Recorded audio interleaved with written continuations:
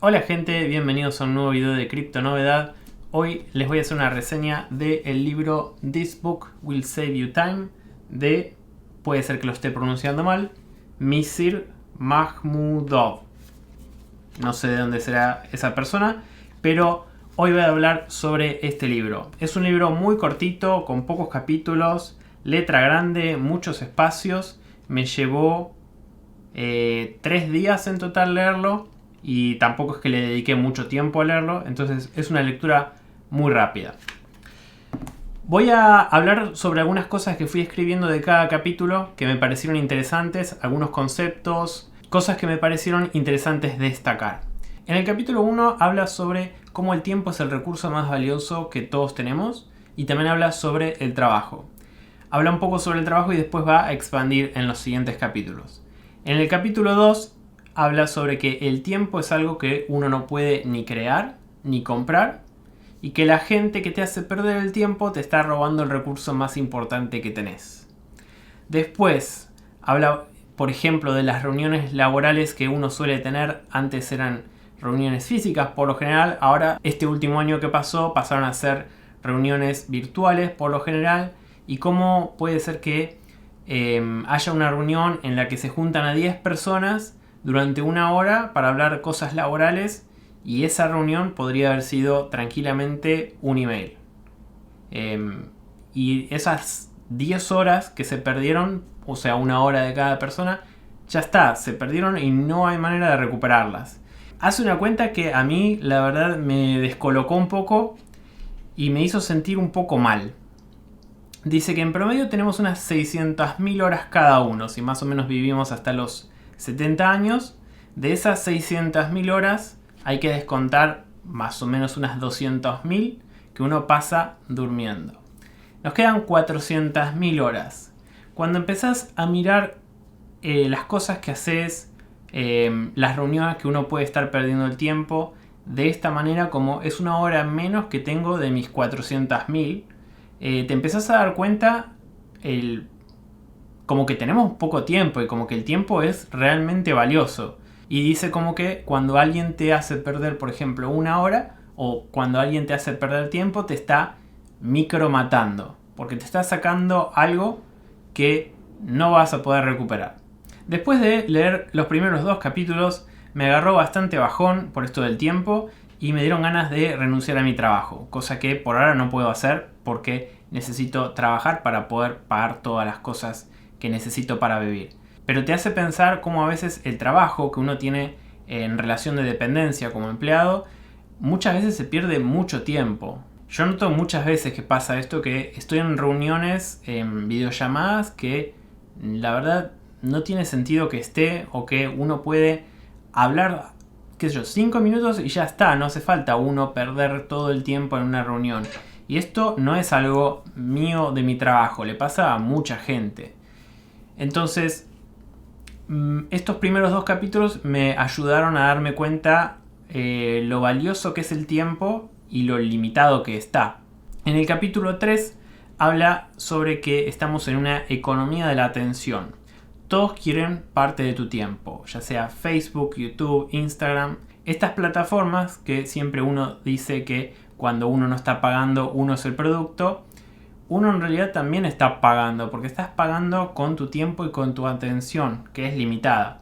Lo que buscan estas plataformas es tratar de obtener la mayor cantidad de tu tiempo y de tu atención. Es por esto que a veces las noticias en la televisión suelen ser tan sensacionalistas, porque si los canales de noticias solo dieran hechos e información, la verdad que sería bastante aburrido y perderían mucha audiencia. En vez, si lo hacen muy sensacionalista, la gente empieza a prestar más atención y la verdad es que lo hacen porque ese es el modo en el que ganan la plata. Entonces, en base a todo esto, nos damos cuenta lo limitado que es nuestro tiempo y cómo la economía en la que vivimos es una economía de atención que requiere nuestro tiempo. Después, en el capítulo 4 habla sobre que uno le puede poner un precio a su tiempo.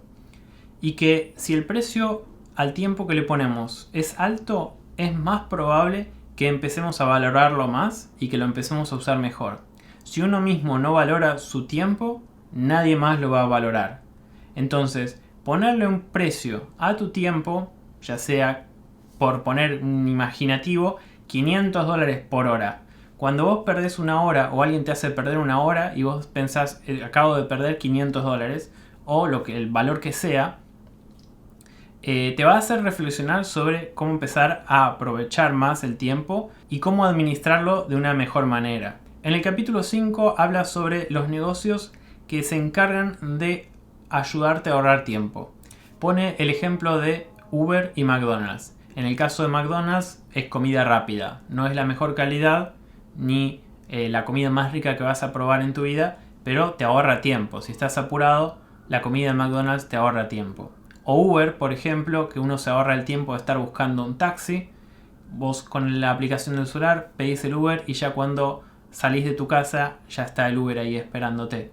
Entonces hay muchos negocios y productos y servicios y tecnologías que se dedican a ahorrarte el tiempo. Y si te pones a pensar, vas a ver que hay muchos de esto. El negocio entero revuelve alrededor de esta idea de ahorrar tiempo. Después, en el capítulo 6, marqué un par de cosas más. Lo primero es una frase de Séneca, que dice: la vida, si está bien vivida, es suficientemente larga. Y me pareció una linda frase que nos puede ayudar a contrastar cómo estamos viviendo nuestra vida. Si sentimos que la vida nos está quedando corta, tal vez es que no la estamos viviendo bien. Después, el dinero se puede ver como una representación del tiempo que es más fácil de intercambiar. Si hiciste mucha plata en el pasado, no vas a tener que trabajar en el futuro porque vas a tener esa plata ahorrada. Acá es donde empieza a unir el tiempo con el dinero. Como que el dinero es una representación del tiempo. Y acá es como que va empezando a introducir los problemas del dinero para después introducir la solución, que sería Bitcoin. Entonces, los ahorros te permiten guardar el tiempo para el futuro. El problema es que la sociedad del consumo y la gratificación instantánea hacen que ahorrar sea difícil. Si uno pudiera ahorrar lo que necesita para vivir los años que le quedan de vida, podría dejar de trabajar. El problema es que la moneda en la que ahorramos tiene un suministro ilimitado, con lo cual nuestros ahorros pierden poder de compra. Por poner un caso puntual de esto, si yo calculo que voy a vivir hasta los 90 años, 80 años en el mejor de los casos, uno puede multiplicar lo que gasta ahora por esos años que le quedan de vida, y si llegas a tener esos ahorros, ya en definitiva podrías dejar de trabajar y vivir de esos ahorros. El problema es que los ahorros, que en el caso de acá donde vivo son dólares canadienses, pero pueden ser dólares estadounidenses, pesos argentinos, euros, lo que sea. Al no tener un suministro limitado y el gobierno poder imprimir más de esos dólares, van perdiendo el valor que tienen por la inflación. Entonces, en el capítulo 7 habla sobre la inflación. Siendo que mi audiencia es en su gran medida Latinoamérica y España, creo que la mayoría de nosotros estamos muy conscientes de lo que es la inflación. En especial, si sos argentino, venezolano, tenés muy claro lo que es la inflación y cómo afecta a tus ahorros. Tenés claro lo que es tener que gastar la plata porque después de una semana o un día en algunos casos, esa plata que tenías ahorrada vale menos. Es algo que creo que nosotros, por vivir en países que no funcionan muy bien, la verdad, podemos entender más rápido porque lo vivimos que tal vez alguien que vive acá en Canadá o en Estados Unidos. Porque si bien acá en Canadá y en Estados Unidos hay inflación, la inflación es más bien baja. Lo notás recién ahí en varios años, no es una cosa que vos notás de un año para otro. Los precios más o menos se mantienen acá. Pero bueno, es algo que en el caso de nosotros, los latinoamericanos, no sé si en todos los países, pero más o menos por lo general se entiende bastante bien el concepto de inflación. Pero por las dudas explico lo que es la inflación cortito. Cuando el suministro de dinero aumenta, se pierde el valor de cada unidad ya existente. Es muy simple. Si el gobierno imprime más dinero, el dinero que ya está en la economía pierde valor. Cuando cambias tu tiempo por dinero, estás cambiando algo limitado por algo que abunda. Porque tu tiempo es un recurso limitado y el dinero es un recurso ilimitado, ya que siempre se puede imprimir más. El autor, al hablar de la inflación, explica por qué la gente rica suele tener sus riquezas en activos y no en efectivo. Porque los activos suelen ser más limitados que el dinero. Entonces, si aumenta el dinero, también aumenta el precio de tus activos. En el capítulo 8 explica que la mayoría de la gente no entiende cómo funciona el dinero y explica ejemplos del pasado de cosas que funcionaban como dinero. Y todas parten de la base de que algo que no es escaso no funciona bien como dinero. Entonces hace un camino explicando los distintos tipos de dinero que hubo en el tiempo. Empieza con las rocas Rai, que eran unas rocas que estaban en una isla, que la gente que vivía en esta isla tenía como dinero. O sea, la roca era el dinero. Como había pocas rocas, lo podían usar como dinero.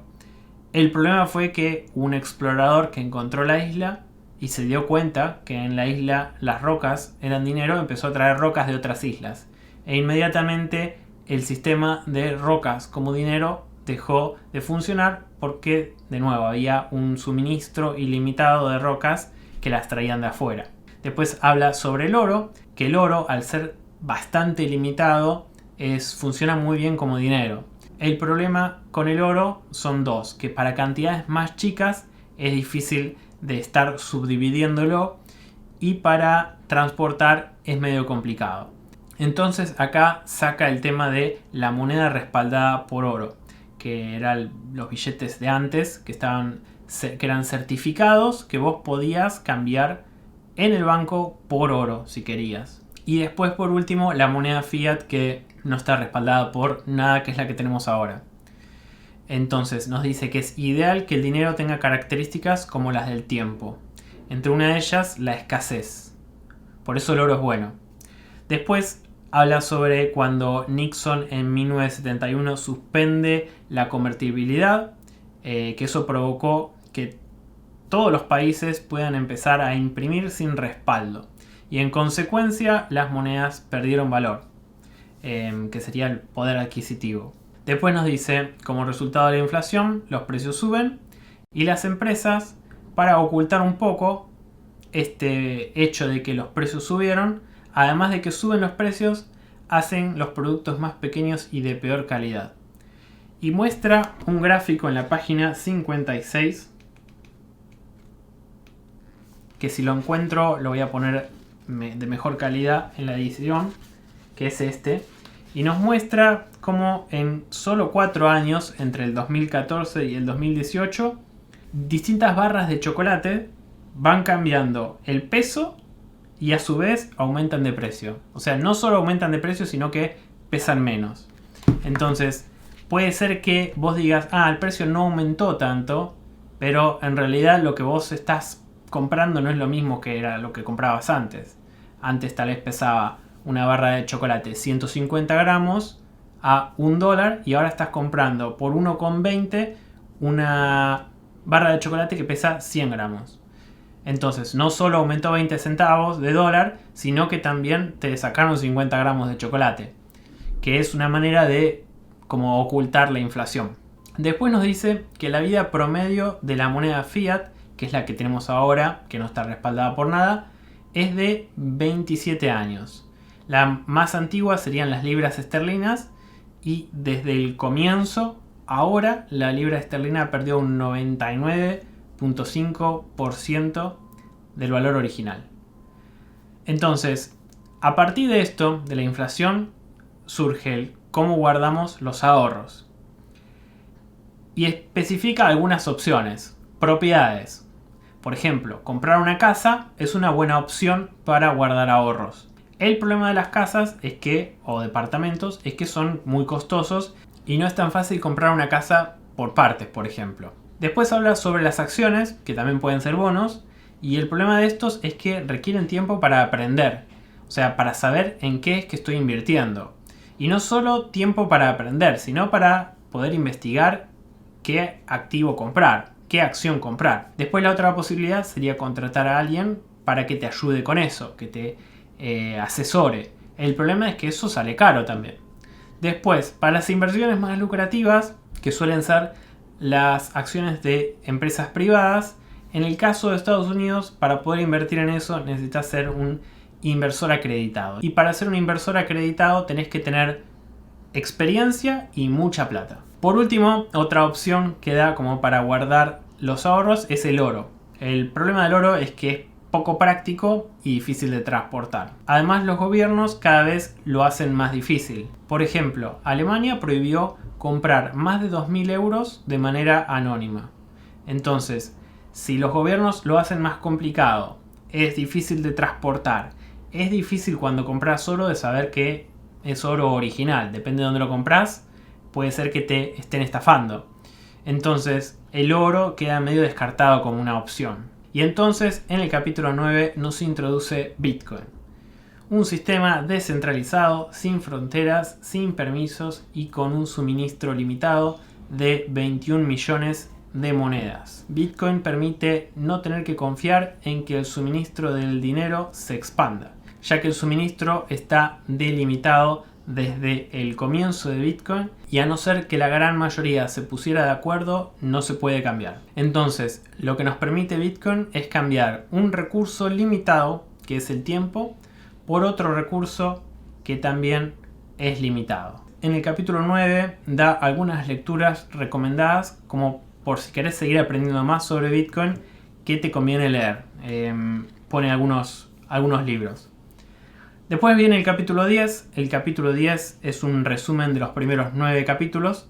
Es como un Too Long Didn't Read del libro entero. Y este libro entero es un Too Long Didn't Read del patrón Bitcoin. Digamos que si querés leer en profundidad sobre Bitcoin, este es un buen comienzo, pero es bastante en profundidad.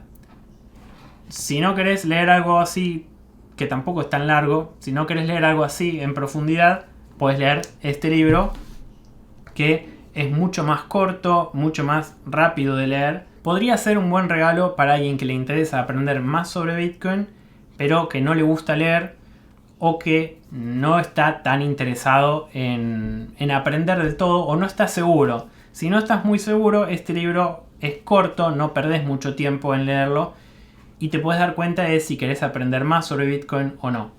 Me parece que ese es el caso. Entonces, si querés aprender más en profundidad, lees este libro.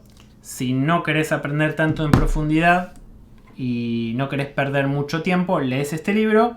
Y si no querés leer este libro, que ya en sí es corto, pero querés leer algo más corto, puedes leer el capítulo 10, que básicamente es un resumen de los primeros 9 capítulos.